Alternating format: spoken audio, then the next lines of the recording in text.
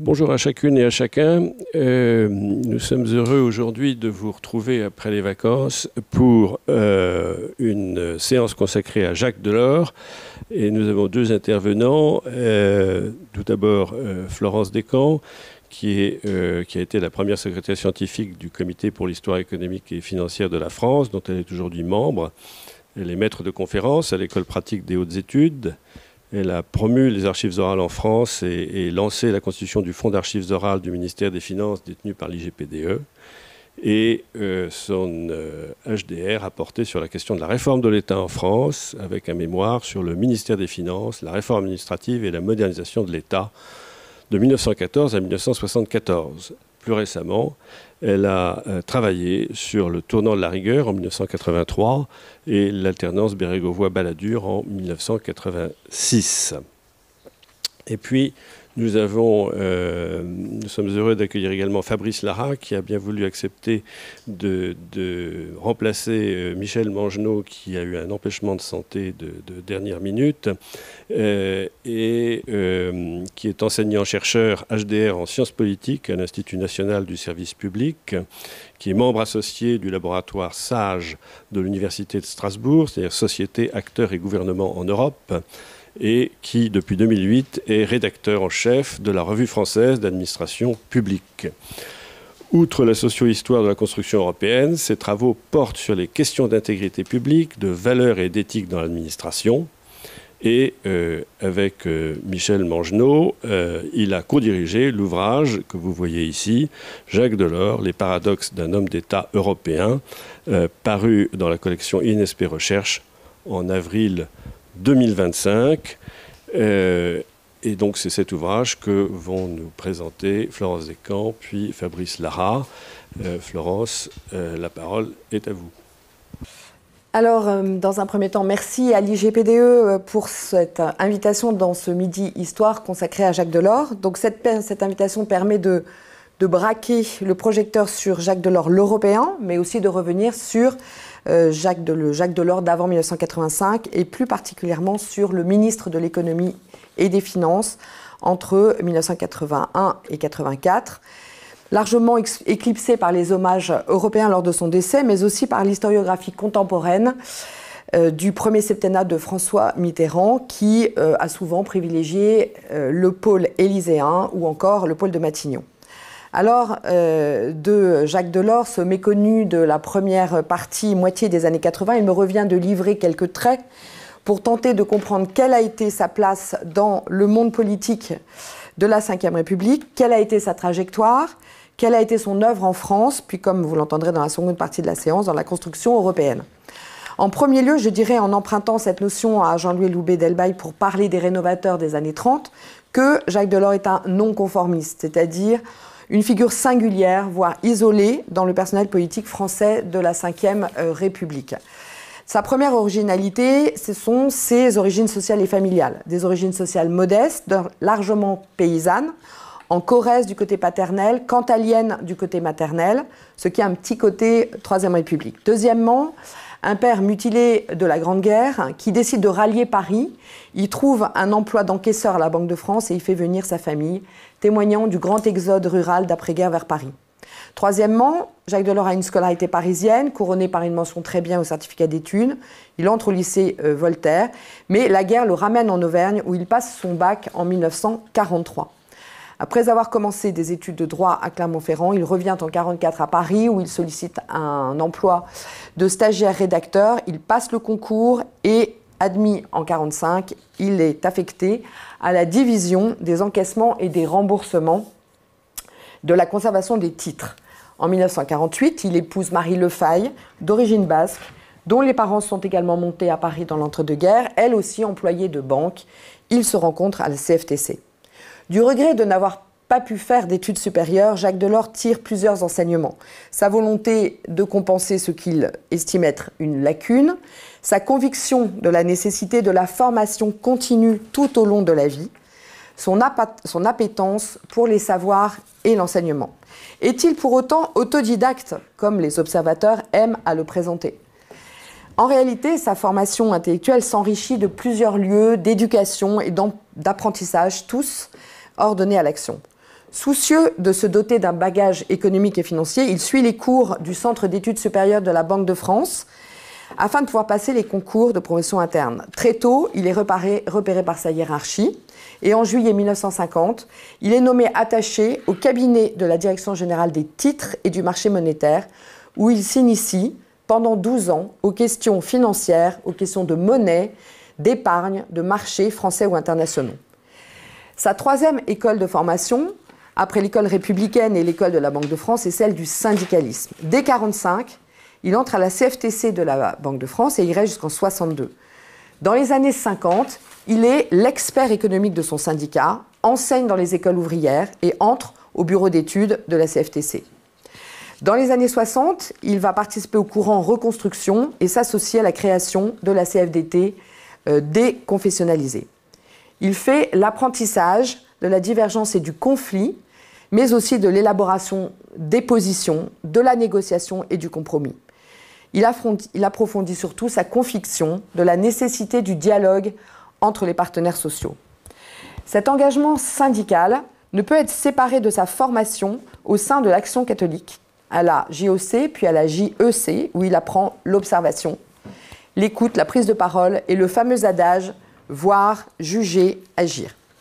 Enfin, d'un point de vue politique et civique, il préfère aux partis les mouvements tels que Vie Nouvelle, à caractère confessionnel, communautaire et social, où il entre en 1952, puis la Jeune République en 1953, ou Citoyens 60, mouvement d'éducation politique d'inspiration personnaliste qu'il crée en 1959 et au sein duquel il a une importante activité de rédaction et de publication. Il faut enfin citer la revue Esprit, dans laquelle il trouve une communauté de pensée directement inspirée du personnalisme d'Emmanuel Mounier.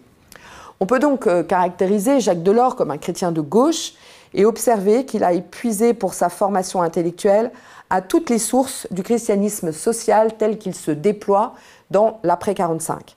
La doctrine sociale de l'Église, l'Action catholique, le syndicalisme chrétien, les mouvements d'éducation populaire, les mouvements intellectuels personnalistes. Pour conclure, ni universitaire, ni polytechnicien, ni ancien élève de l'ENA, ni de Sciences Po, ni membre d'un grand corps de l'État, Jacques Delors a une formation économique et sociale originale au regard des standards académiques de son temps.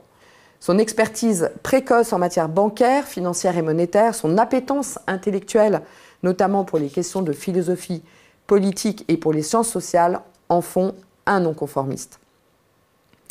Les années 60 voient ses premiers passages à l'action en deux temps, le commissariat général au plan et le cabinet Chaban-Delmas. Le plan d'abord. En tant que représentant de la CFTC, il est membre dès 1959 de la section du plan et des investissements au Conseil économique et social et il participe à la préparation du 4e plan, largement consacré aux questions du développement social et culturel. Il est remarqué en 1962 par le commissaire général Pierre Massé, qui le fait venir auprès de lui comme chef des affaires sociales et culturelles. À ce titre, Delors participe à la conférence des revenus de 1964, qui a suivi le grand conflit des mineurs de 1963. Il y participe en tant que rapporteur de la commission des sages sur les salaires des entreprises publiques, qui aboutira à une procédure concertée pour la fixation des salaires dans le secteur public. Au plan, il élargit donc ses compétences au secteur social et il développe une conception démocratique et participative de la planification comme réductrice d'incertitudes et productrice de consensus en vue de la réduction des inégalités. Praticien des sciences sociales comme outil d'analyse du réel, il construit au plan une sorte d'observatoire de la société française destiné à produire des analyses chiffrées grâce à des indicateurs sociaux, et ce dans deux objectifs. Développer des prévisions et une réflexion prospective sur les évolutions futures de la société française, et deuxièmement, déterminer de façon rationalisée une politique des revenus capable d'accompagner la croissance et d'en redistribuer les fruits de manière équitable à l'ensemble de la société. Au plan, il s'insère dans le milieu des hauts fonctionnaires qu'il côtoie désormais familièrement au gré des commissions, des travaux d'études et des publications du plan. Cette position au plan lui permet d'accéder à l'ENA, lieu de formation des futures élites administratives. Il y donne des cours sur les questions sociales de 1963 à 1968, puis des séminaires de 68 à 75. Il donne à voir la construction de l'État social dans ses interventions et ses politiques publiques, dans ses moyens et sa prospective. Alors que la RCB bat son plein au ministère des Finances pour la détermination de la rentabilité des investissements, Jacques Delors tente une quantification du social et cherche en même temps à introduire des éléments qualitatifs dans l'analyse de la croissance. L'accès à la formation des hauts fonctionnaires dans un lieu de pouvoir comme l'ENA va de pair avec l'insertion de Jacques Delors dans la création ou l'animation de clubs. Ceci constitue une alternative à l'engagement partisan et militant sous une république gaulienne très sourcilleuse à l'égard du devoir de réserve de ses hauts fonctionnaires. De fait, Delors n'a pas eu de forts engagements partisans, des passages très brefs au MRP, à l'Union des gauches socialistes, au PSU dont il est un fondateur éphémère.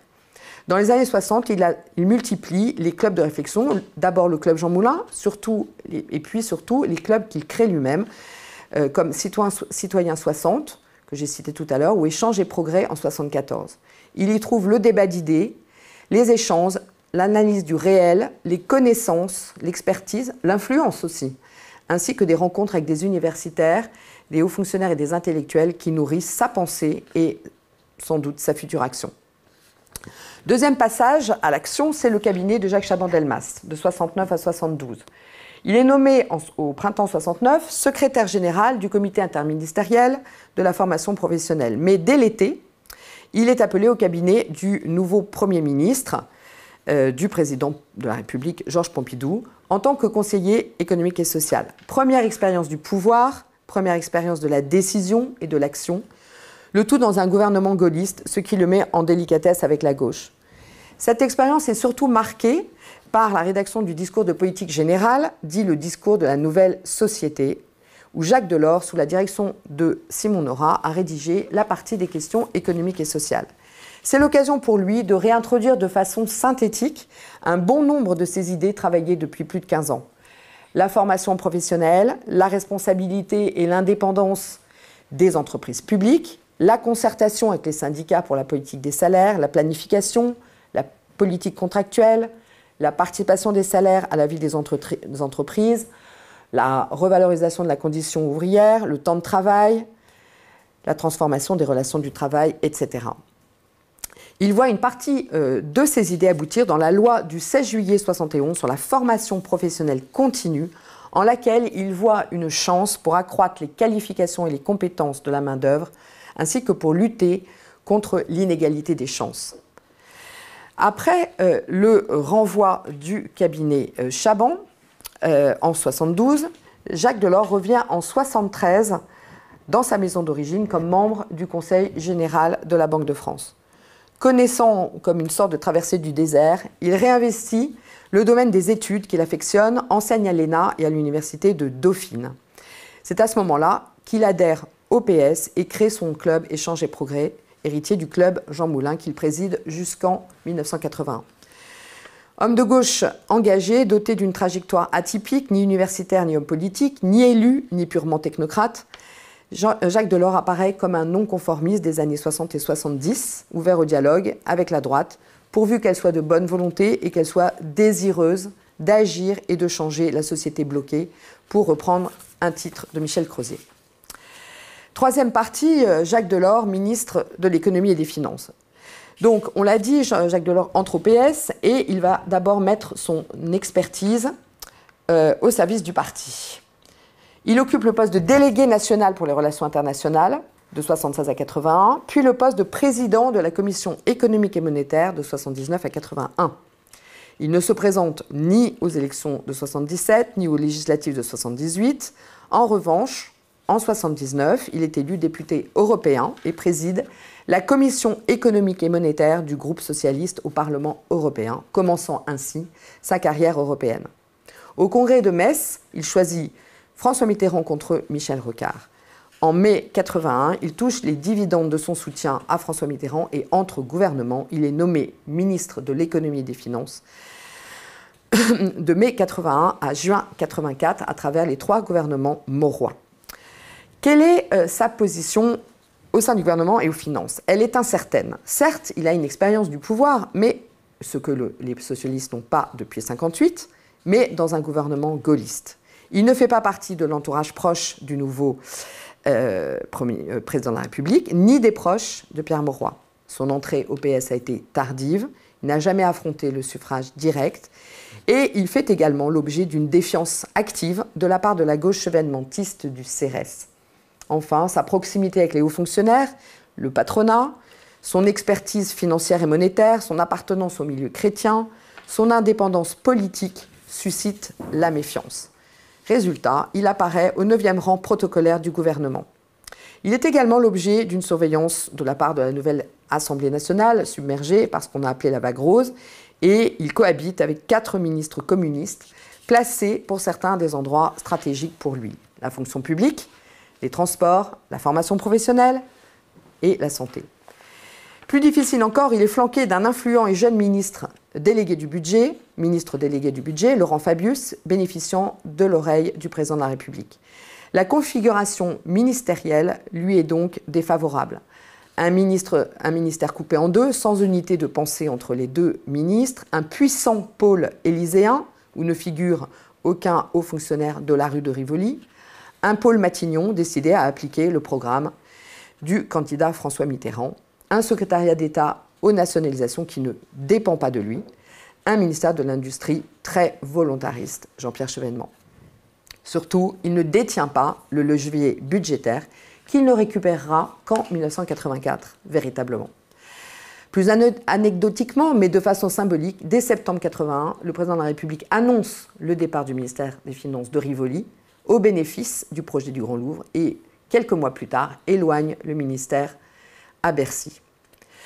D'un point de vue plus personnel, son profil et son positionnement tranchent avec les ministres de l'économie et des finances de droite antérieurs, pour la plupart issus depuis 1958 de la technocratie d'État et pour la plupart de l'inspection des finances.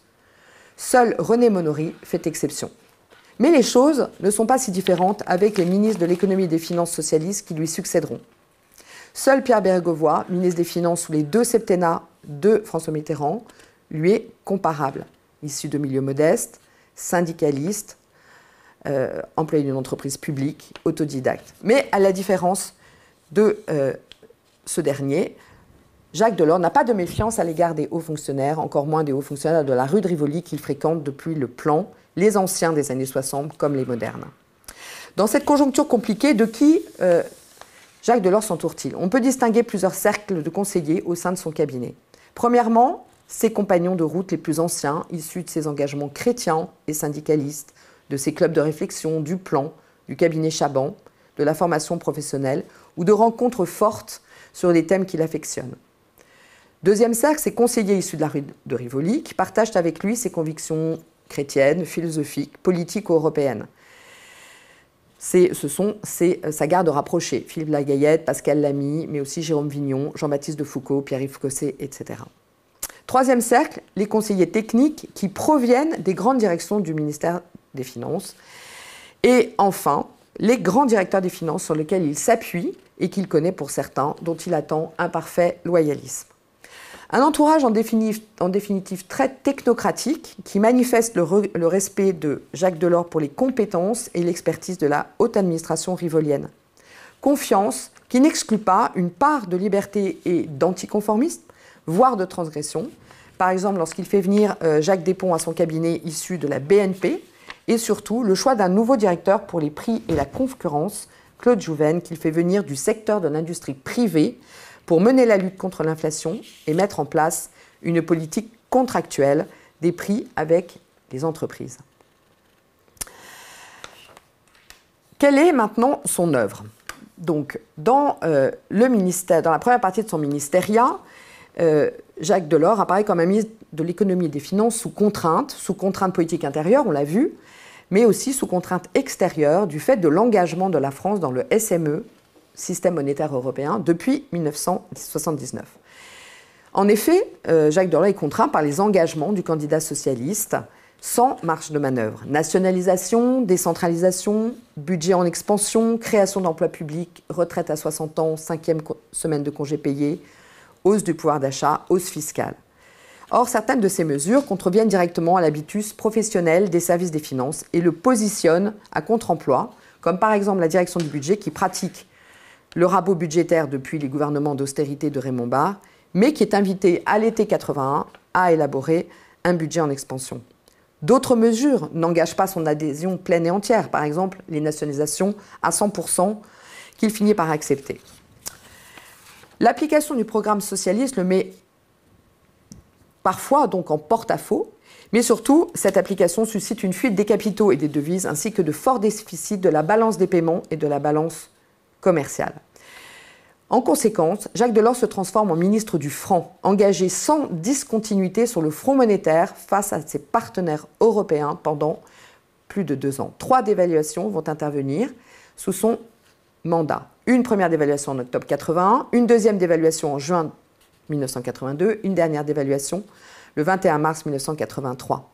Or, pour les gouvernants socialistes, la mémoire du mur d'argent de 1926 et de 1936 est extrêmement forte. Il s'agit cette fois-ci de démontrer la capacité des socialistes à durer.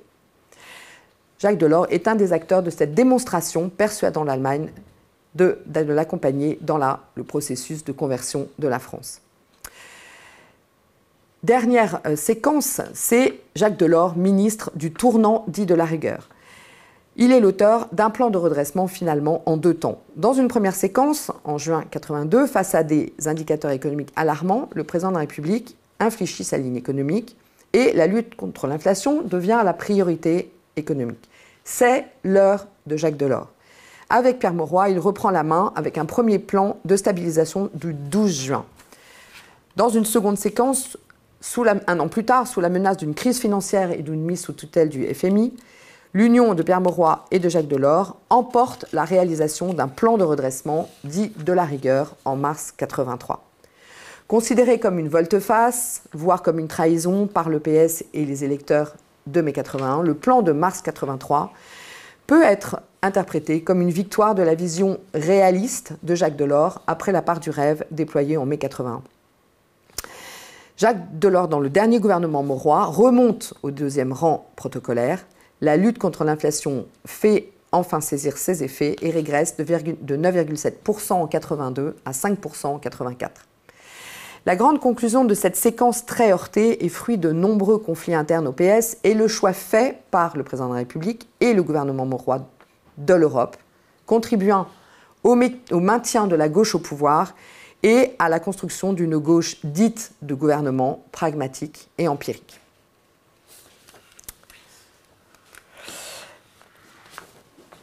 Dernier point sur l'action de Jacques Delors. Le surinvestissement dans les questions monétaires et de trésorerie ne laisse guère de répit aux ministres, mais la lutte contre l'inflation, cet impôt du pauvre et source d'injustice sociale, exige des réformes structurelles dont Delors pose les linéaments. La politique de blocage des prix en 82 est clairement dirigiste, mais la désindexation des salaires sur les prix à l'automne 82 casse la spirale inflationniste, tandis que la direction des prix met en place une politique contractuelle auprès des entreprises pour déterminer prix et tarifs. En parallèle, Jacques Delors commence à esquisser une politique de la concurrence. Il veut approfondir le Web 77 et renforcer la commission de concurrence. Il commande des études sur le système allemand. Il manque cependant de temps pour aboutir. En revanche, il parvient à mener les réformes du système bancaire et de l'épargne, domaine qu'il maîtrise bien. La loi bancaire de 84 définit un cadre juridique commun pour toutes les banques. Il y en avait 40 sortes.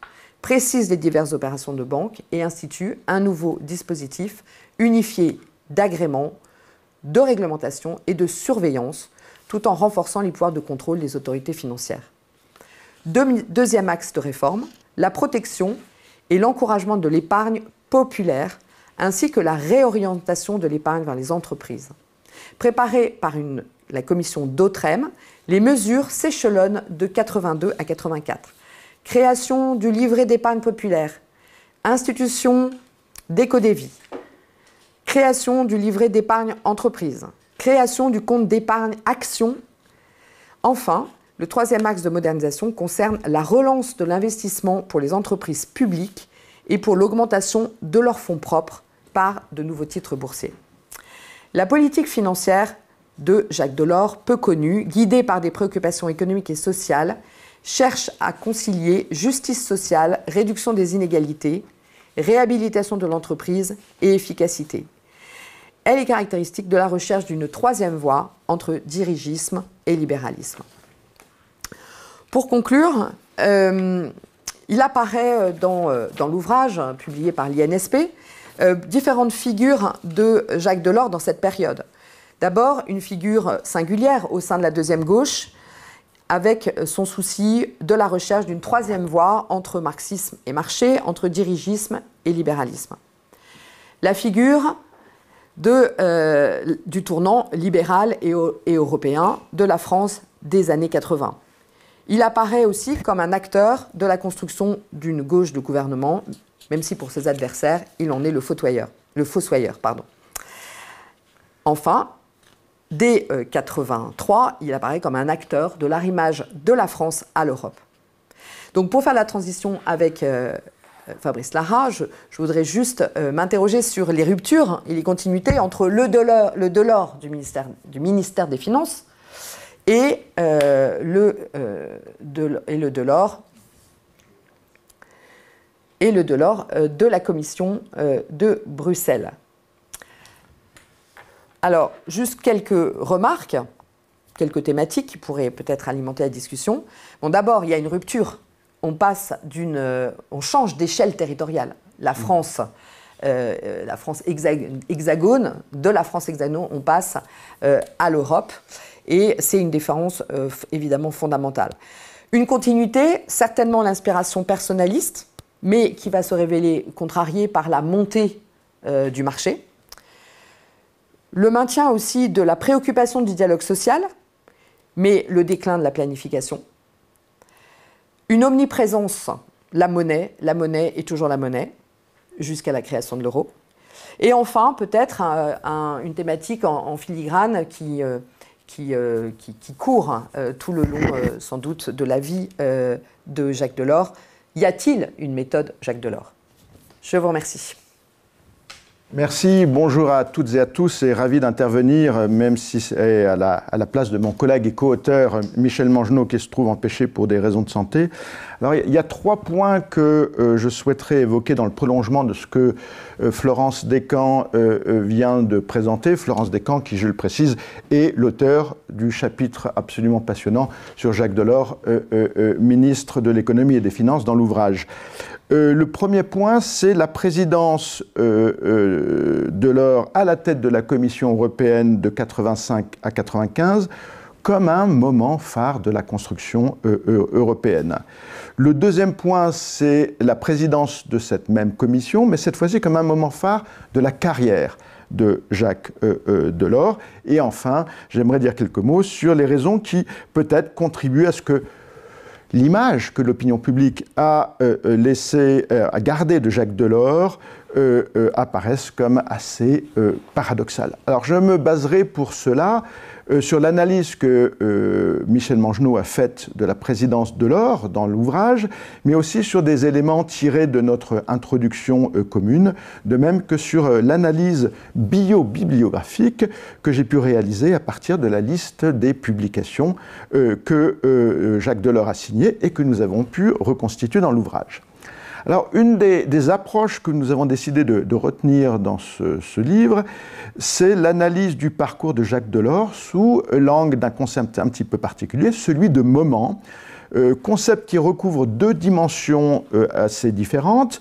Tout d'abord, un instant historique donné, à une période donnée, au sens du terme grec de chronos, combiné à la capacité, pour certains individus, à saisir les opportunités, capacité qui renvoie, elle, au terme de kairos en grec.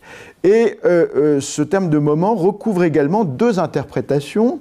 Tout d'abord, la spécificité de cette présidence dans l'histoire de la Commission européenne et plus généralement de la construction européenne, mais aussi, au sens plus étroitement biographique du terme, le moment phare de la vie de Jacques Delors et le moment terminal de sa carrière. Je reviendrai là-dessus.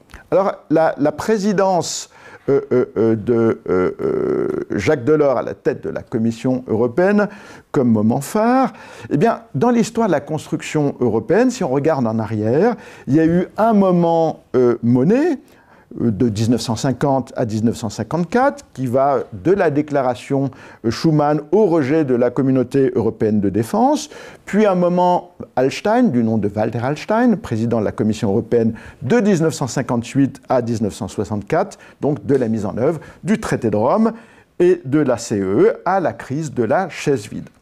Dans ce chapitre, on défend avec Michel Mancheneau la thèse qu'il y a eu un moment de l'or qui s'étendrait de 1985 à 1991. Alors, pourquoi on peut se demander 91 si la période dont je vais vous parler s'étend jusqu'à 95 ?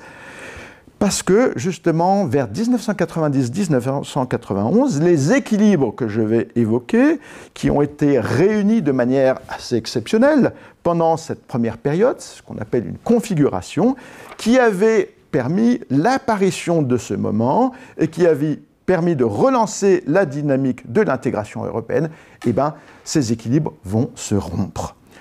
Je trouve que Delors était ni seulement fonctionnaliste, ni vraiment fédéraliste, mais qu'en fait, c'était plutôt un apôtre, plus que d'autres, peut-être, de la méthode communautaire, la méthode qui avait été développée par Jean Monnet, une sorte de dialectique entre le rôle de la Commission européenne et le rôle des conseils, le Conseil et le Conseil européen.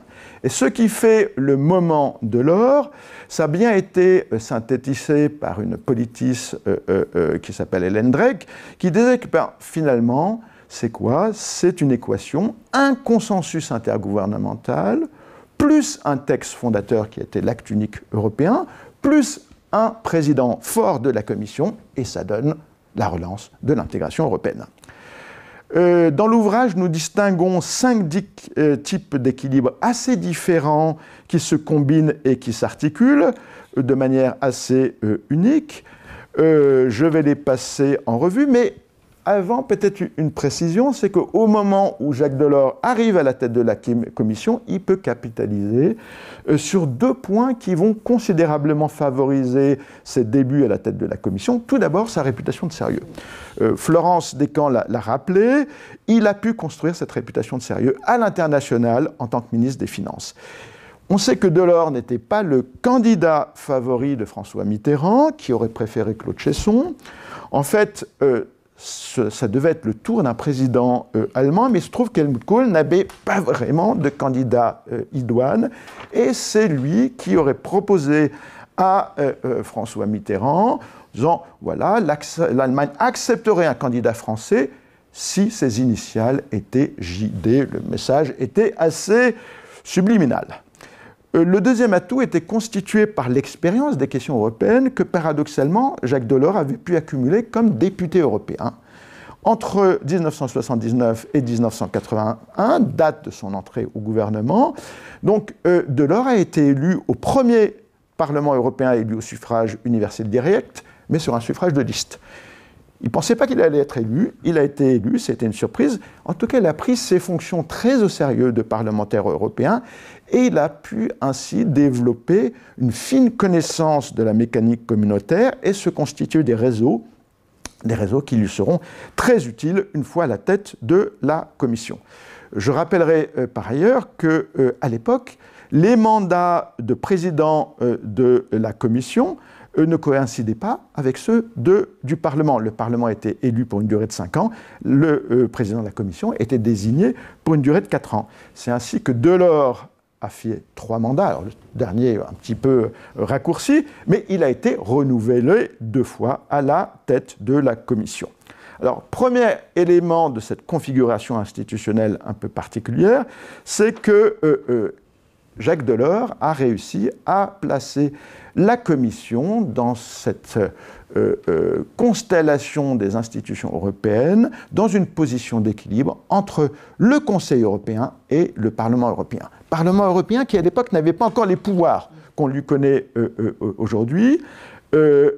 Alors, ensuite, cet équilibre sera rompu en partie en raison des injonctions contradictoires qui visent à continuer de faire du président de la Commission un arbitre, et en même temps, le fait que maintenant, il soit élu par le Parlement, c'est-à-dire de placer le président de la Commission au service d'une majorité politique. Mais au Conseil européen, ça c'était un des grands atouts de Jacques Delors, c'est qu'il savait, après s'être assuré de l'ordre du jour en matière communautaire avec la présidence et le secrétariat général du Conseil, eh ben, il arrivait au Conseil, il se contentait d'introduire les points de manière succincte, appuyé sur des notes assez courtes, 2-3 pages, et il attendait, stratégiquement, qu'on lui propose de s'emparer, en tant que président de la Commission, de tel ou tel dossier, ce que le chancelier allemand, généralement, ne manquait pas de faire.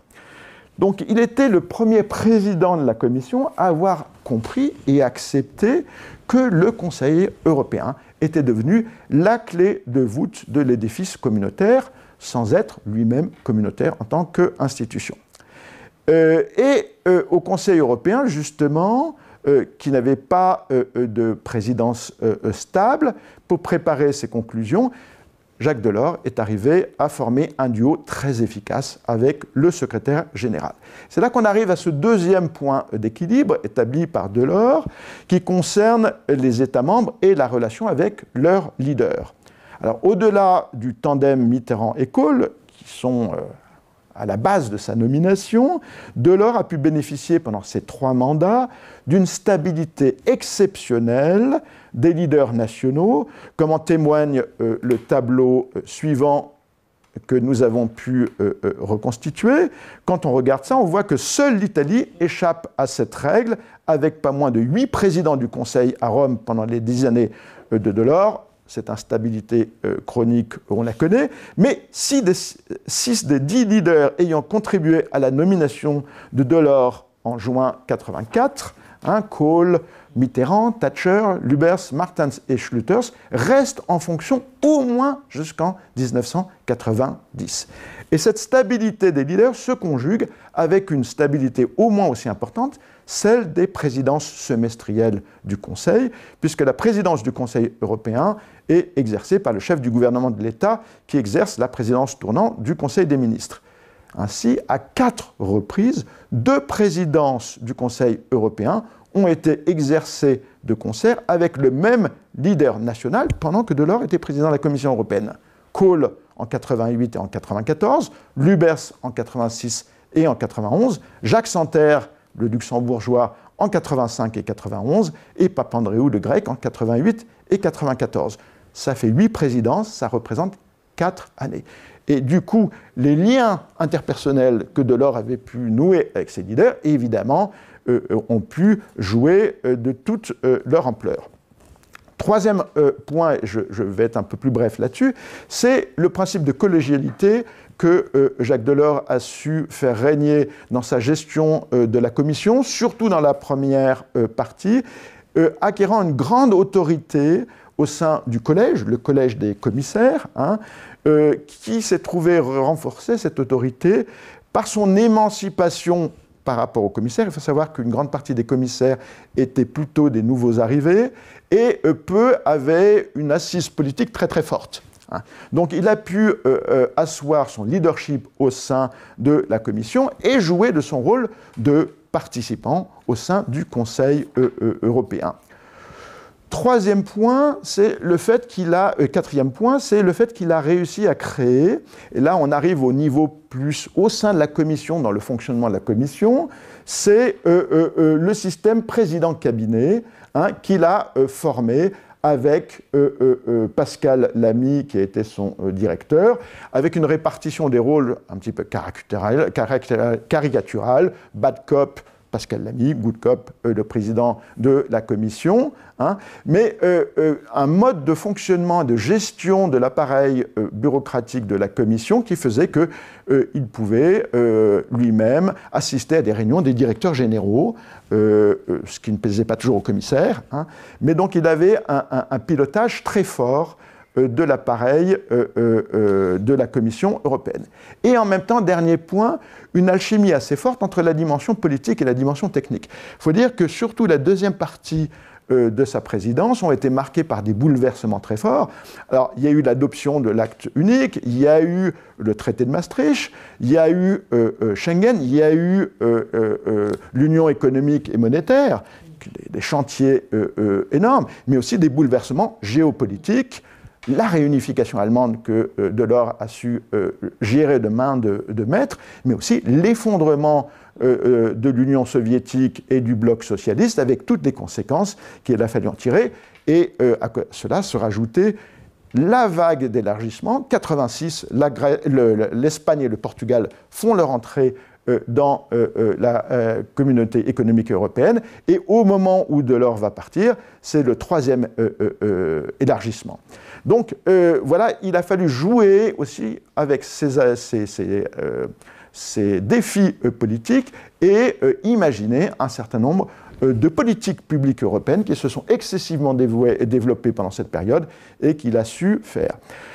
La rupture de ces équilibres, elle intervient, elle a été causée par plusieurs facteurs, elle est particulièrement visible lors de la conférence intergouvernementale de 91, qui va donner lieu au traité de Maastricht, pendant laquelle cette capacité du président de la Commission européenne à jouer de ce kairos, à saisir les opportunités, elle s'affaiblit, ces fenêtres d'opportunités vont se refermer, et ce qui fait peut-être qu'il y a un grand chantier que Delors a laissé en suspens, qui va devoir être traité de manière assez urgente après son départ, ça aurait été la réforme du fonctionnement de la Commission, et notamment de l'appareil administratif qui va être réalisé, mais dans des conditions très différentes à partir de 2000. Alors j'en arrive au deuxième point, qui est justement cette présidence de la Commission comme moment phare de sa carrière. Je ne vais pas revenir sur les éléments que Florence Descamps a très bien présentés, ce caractère très atypique de sa carrière administrative, qui commence très bas, en bas de l'échelon en 1945 à la Banque de France, avec un parcours qui est celui d'un autodidacte, qui se fait donc à la Banque de France, ensuite au Conseil économique et social et au Plan, mais en même temps avec un passage en cabinet, au cabinet Chaban, mais toujours doublé d'un engagement, d'un militantisme qui va des fois poser un petit peu des problèmes, des limites justement en tant que fonctionnaire. Quand il lance une revue dont il aura été rédacteur en chef pendant plusieurs années, il le fait sous pseudonyme. Mais à un moment, ça va quand même poser un certain nombre de problèmes. Deuxième point, et ça a déjà été aussi un petit peu esquissé par Florence Descamps, mais ça explique pourquoi finalement c'est particulièrement à Bruxelles que Jacques Delors va pouvoir se réaliser pleinement, c'est qu'au niveau national, sur le plan politique, il a toujours eu beaucoup de difficultés à trouver sa place. Alors, vous savez, il n'a pas eu de mandat électif en France. Avant d'être élu maire de Clichy en 1983, mais une expérience brève, limitée. Par ailleurs, on peut le dire, Delors était tout sauf un homme d'appareil.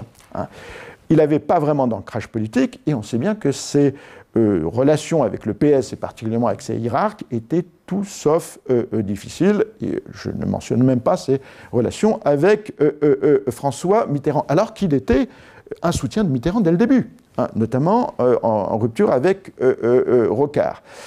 Ces convictions de chrétien de gauche, de social-démocrate, ont paradoxalement, si elles étaient un obstacle au niveau national, facilité, quand il était à Bruxelles, sa capacité à constituer des coalitions et à dialoguer au niveau européen avec les sociaux-démocrates et avec les chrétiens-démocrates. Donc, ce handicap qu'il avait au niveau national s'est révélé, au contraire, un atout quand il était au niveau européen. Puis, il avait aussi cet engagement dans les clubs et les réseaux qu'a évoqué aussi Florence Descamps, mais qu'il a pu, à Bruxelles, complètement aussi développé. Il y avait ce club qui s'appelait Clistène, qui était aussi important. Et ce n'est pas un hasard si, justement, quittant la Commission, il a fondé un nouveau réseau ou think tank qui s'appelle Notre Europe. Delors fonctionnait surtout sur la logique de réseau et de relais d'influence. Et c'est à Bruxelles que son influence a pu donner toute sa mesure. Dernier point, tout le monde, je pense en France, au moins ceux qui sont d'une certaine génération, ont encore ça présent à l'esprit, C'est le renoncement, paradoxalement, à une carrière politique française au moment où il terminait son mandat à la tête de la Commission européenne, qui fait que, ben voilà, il va rester dans le souvenir des personnes. Alors, comme l'homme qui n'a pas voulu être roi, pour reprendre le titre d'un ouvrage qui lui a été consacré, mais en tout cas celui qui a terminé sa carrière comme président de la Commission européenne. Alors, il a continué ensuite son engagement au sein de cette structure qui s'appelle Notre Europe. Il a présidé le Conseil de l'emploi, des revenus et de la cohésion sociale de 2000 à 2008. Je ne vais pas épiloguer sur les raisons qui l'ont poussé à renoncer à se porter candidat à la présidence de la République, mais ça a beaucoup à faire quand même à la relation très particulière qu'il entretenait avec le politique et en particulier avec la politique. Et finalement, c'est dans cette position très particulière, un petit peu hybride, de président de la Commission européenne nommé et pas élu, qu'il pouvait avoir le plus d'influence possible. Et que cette Commission européenne lui a offert la possibilité de faire des choses qu'il n'aurait pas pu faire en France et qui correspondaient vraiment à ses inclinaisons. Je mentionne juste un exemple à cet égard. Florence Descamps avait déjà mentionné cet intérêt qu'il avait pour toutes les questions intellectuelles, établir des passerelles entre le monde académique et le monde de la décision publique. Eh bien, c'est ce qu'il a fait à la tête de la Commission européenne avec deux initiatives importantes. La création de la cellule de prospective en 1989, quand il a transformé le groupe des conseillers en une cellule de prospective un peu inspirée du plan, mais directement rattachée au président, qui a été piloté en partie pendant un certain nombre d'années par Jérôme Vignon. Mais c'était très important parce qu'il pressentait que la Commission et l'Europe allaient être confrontées à des changements absolument fondamentaux et il fallait pouvoir disposer d'un certain nombre d'inputs intellectuels pour piloter. Et puis il a lancé une autre initiative assez intéressante qui s'appelait les carrefours de la science et de la culture, qui ont établi un dialogue, y compris avec des personnes qu'il connaissait comme Crozier, qu'il a fait venir, voilà, pour éclairer un certain nombre de choses, y compris le dialogue avec les religions, qui était quelque chose de très particulier. Donc on peut dire, pour terminer ce deuxième point, que son profil, quelque part, et là de nouveau paradoxalement, correspondait bien mieux à ce que pouvait lui proposer le niveau européen. Alors cette image paradoxale qu'on peut garder de Jacques Delors, par quoi s'explique-t-elle ?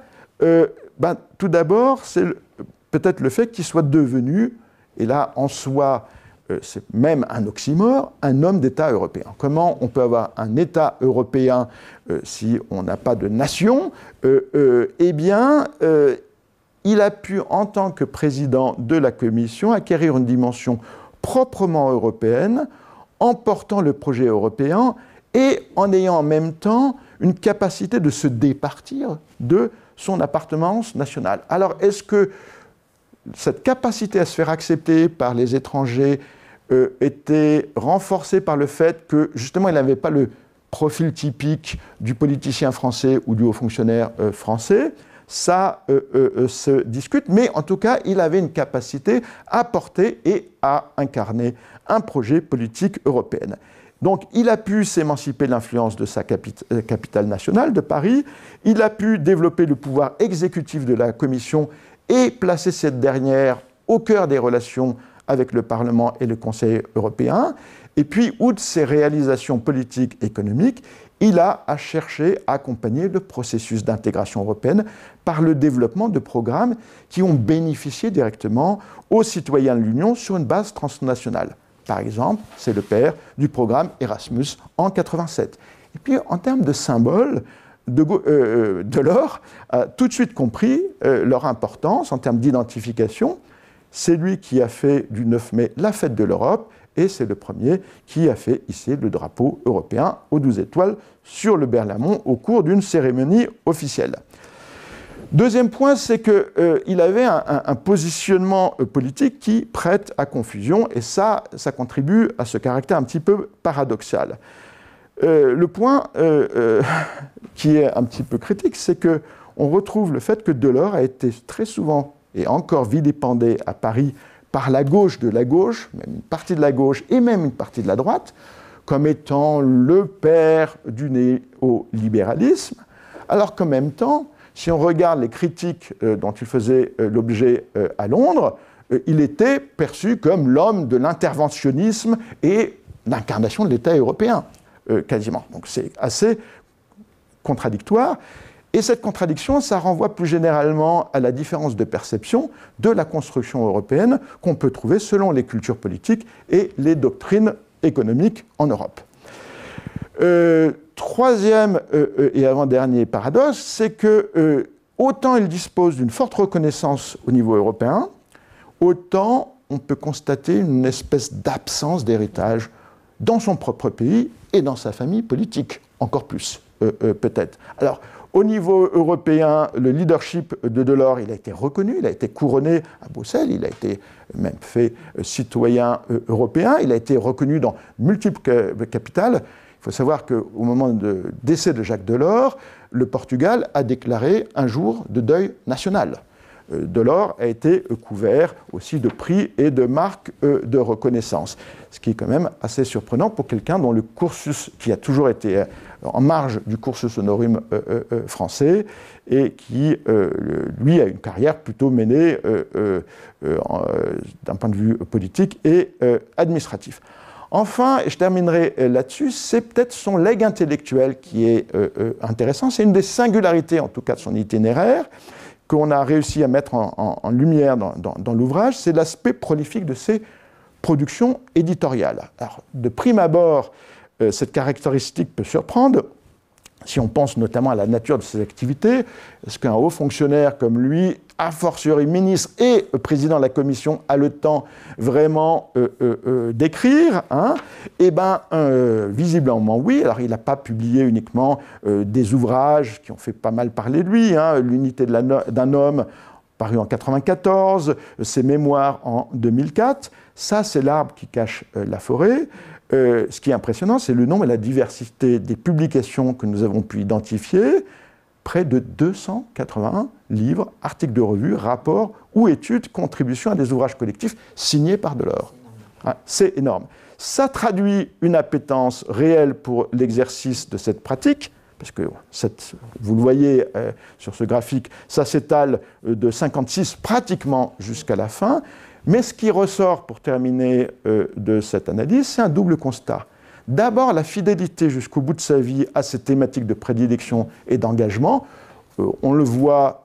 voilà, c'est dans l'autre ordre. Voilà. Donc, on le voit sur cette diapositive, les questions d'éducation continue, les questions sociales et de dialogue social, les questions religieuses, mais aussi le fait que Jacques Delors était devenu une figure de référence sur les questions européennes. Il était excessivement sollicité sur ces questions. Voilà, je vous remercie. Merci beaucoup à tous les deux. Beaucoup de compliments, pas beaucoup de questions. Juste une que je voudrais vous relayer. On nous demande quels éléments succincts avez-vous pour comprendre pourquoi un tel acteur n'a pas souhaité, en temps 3 de sa vie ou de sa carrière, aller à l'international, contrairement à ce qu'a fait par exemple Pascal Lamy, et mettant à profit une telle expérience. Je pense que c'est sur l'Europe. Oui, alors il faut savoir qu'au moment où Jacques Delors quitte la Commission, il a 70 ans déjà, avec une vie professionnelle bien remplie, quelqu'un qui en plus avait une fille familiale qu'il tenait à préserver. Alors on dit, il répète lui-même qu'il avait promis à sa femme de s'arrêter. Il faut savoir que dans les dernières années de la présidence de la Commission, il a aussi s'est occupé, il a accepté une tâche pour l'UNESCO sur la formation permanente. Hein, donc il s'en est occupé. Et son idée, c'était quand même, à travers cette fondation Notre Europe, de pouvoir continuer à animer le débat d'idées et faire progresser un petit peu, avancer les idées qui lui étaient chères. Mais c'est vrai que, et c'est encore un paradoxe, c'est quelqu'un qui a été très actif au niveau européen, mais qui n'avait absolument pas une socialisation internationale. Son niveau d'anglais était perfectible, hein, même s'il s'intéressait, il avait une très grande appétence pour comparer ce qui se passait dans les autres pays, notamment européens, une très grande ouverture d'esprit. Mais ce n'est pas du tout le même profil qu'un Jean Monnet, par exemple. Une ultime question qui porte sur les archives. Quelles archives sont disponibles pour écrire l'histoire de Jacques Delors en France ou en Europe? Alors je vais répondre pour la France. Donc il y a les archives du... Alors il y a les archives d'abord de toutes les institutions qu'il a traversées, donc Conseil économique et social, le plan.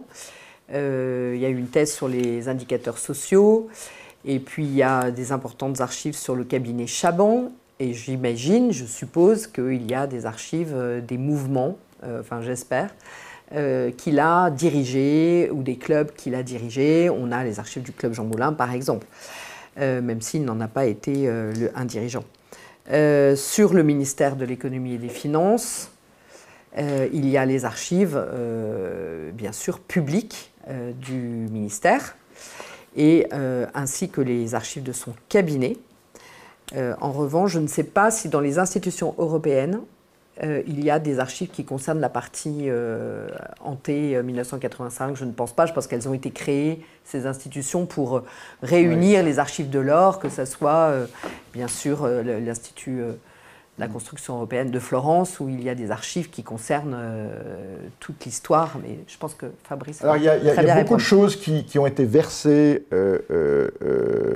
et qui ont été numérisées par les archives européennes et qui sont disponibles en ligne. Donc c'est un fonds qui, au départ, avait été versé à Sciences Po, je crois, et qui ensuite a été traité par l'Union européenne, donc qui est excessivement riche, avec énormément de choses, et une deuxième partie qui est en cours, qui devrait être accessible aux chercheurs assez prochainement, qui concerne les archives de la Commission elle-même. Hein. Ça va être, je pense, un volume absolument énorme. Et Martine Aubry va verser elle-même aussi un certain nombre de choses qui étaient, par exemple, dans la maison de campagne ou des choses. Donc voilà, un matériel archivistique encore énorme à explorer. Alors il y a les archives écrites dont parle Fabrice Lara, mais puisque au comité du ministère des Finances, on travaille sur la source orale. Il y a aussi des sources orales importantes. Alors, il y a des sources orales concernant le ministère de l'économie et des finances, mais je sais qu'à Bruxelles, il y a eu des projets d'histoire de la construction européenne et des institutions européennes qui ont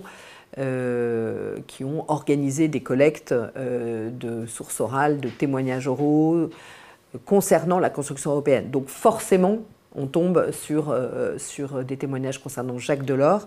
Et je mentionne aussi les archives qui sont aujourd'hui, qui étaient à Luxembourg et qui sont maintenant à l'Université de Luxembourg, qui s'appelait autrefois, je ne sais pas si il s'appelle toujours comme ça, le CVCE, le Centre virtuel de l'histoire de la construction européenne, qui s'est fait l'artisan de la collecte d'entretiens filmés sur la construction européenne, et il y a forcément des témoins et même des témoignages de Jacques Delors lui-même.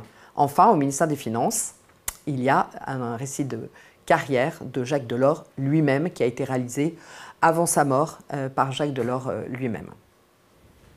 Merci beaucoup à vous deux pour cette belle séance. La prochaine aura lieu le vendredi 3 octobre.